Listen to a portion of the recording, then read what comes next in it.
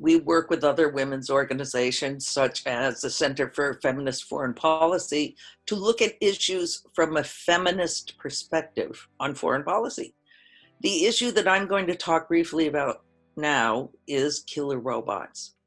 For those of you who do not know what killer robots are, they would be, if we don't stop them, and we intend to, fully autonomous weapons systems.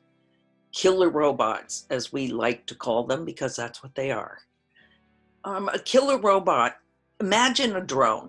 I think most people know way more about drones than killer robots. If you imagine a drone, it flies semi-autonomously. It can fly for several thousand miles on its own, but it cannot target and kill a human being on its own. At this point, drones have a human being sitting somewhere, often at Creech Air Force Base in Nevada, looking at a computer monitor. And they can see through the sensors of the drone a human being somewhere in the world, generally Yemen, Somalia, Afghanistan, Pakistan, the terrorist states.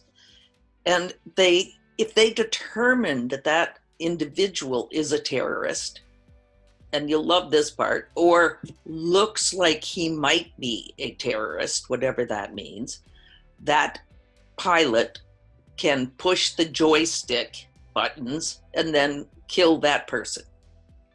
That alone is horrifying. It offers the victim no ability to surrender, no means of self-defense.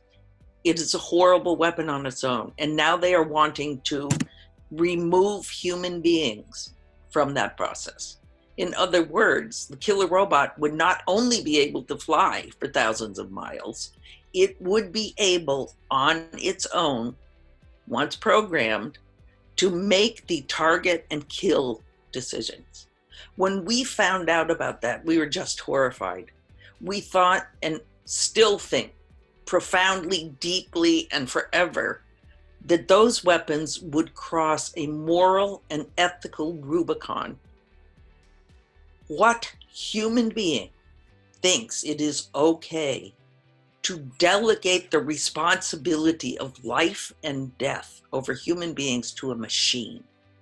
They make the argument that somehow the machine itself is more perfect than a human being, seeming to forget that the machine is programmed by a human being, and every single human being on this planet, except maybe the Dalai Lama, but I'm not even sure about that, has a bias. We are all biased individuals.